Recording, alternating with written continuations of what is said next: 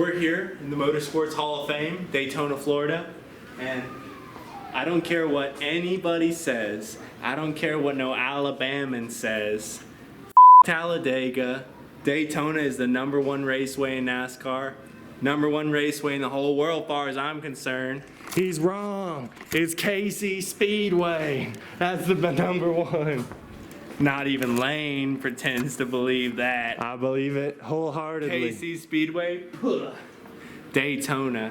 We got the most important race there is, the history. For those of you who don't know, Dale Earnhardt, God rest his soul, died here, right here. In this room. Daytona International. Do they have the car he died in? I doubt it, maybe, I don't know. But we'll find out. This is actually my first time going to the Motorsports Hall of Fame. I've been to a few 500s before. I live very close. My dad's super into racing. He's been to like 30 Daytona 500s, maybe more. He might be offended I said 30. So we'll see. Anything interesting, like Richard Petty's car right there. The king of them all, y'all, Richard Petty. Who needs 8 when you got 6, am I right? Richard Petty set the record for most wins at 200 wins, more than any other NASCAR driver. 7 championships for the track. They have different levels of inclination. So for the turns, they slope up very high. I don't know. I assume it's the embankment is actually this angle. That makes sense, so the cars don't just spin off into the edge and kill everyone. When you're going 200 miles an hour, you hit the turn, your car wants to keep going straight. You gotta make that thing turn.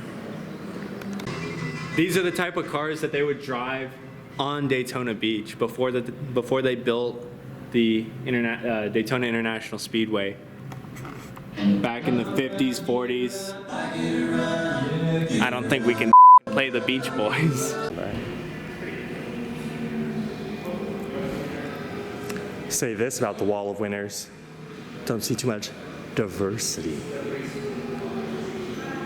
If you look at the wall of winners, there's a couple of faces you'll see quite a few times. Number 43, Richard Petty. Richard Petty. Look again, you'll probably find him. Look above your head. Look above your head. Richard Petty. He was pretty good at it. Look above it again.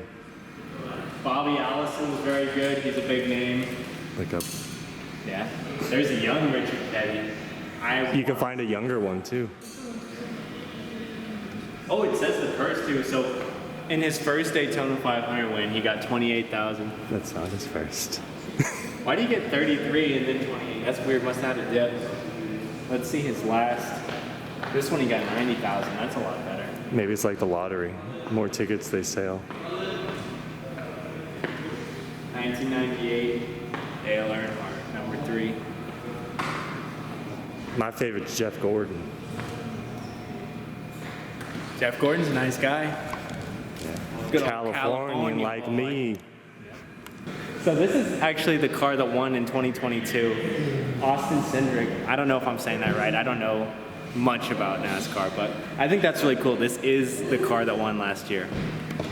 I could be wrong on this, guys, but I think actually what started the whole racing thing was actually bootleggers trying to get away from the police. So they started making their cars, souping them up, making them better and better, and that's what started this whole thing to the racing on the sand thing that he was talking about. This is one of the ones that raced on the sand.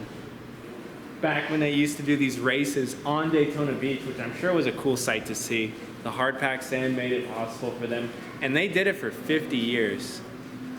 So I'll say this. It's a long legacy, 36 to 58. As somebody who grew up never watching anything to do with NASCAR, never seen a race in my life, my dad actually used to volunteer with the Boy Scouts at the Kansas Speedway, and he would even work concessions there. Never been. I had the opportunity to go work concessions there, just never did it because I didn't find it that interesting, I'll be honest, as a kid.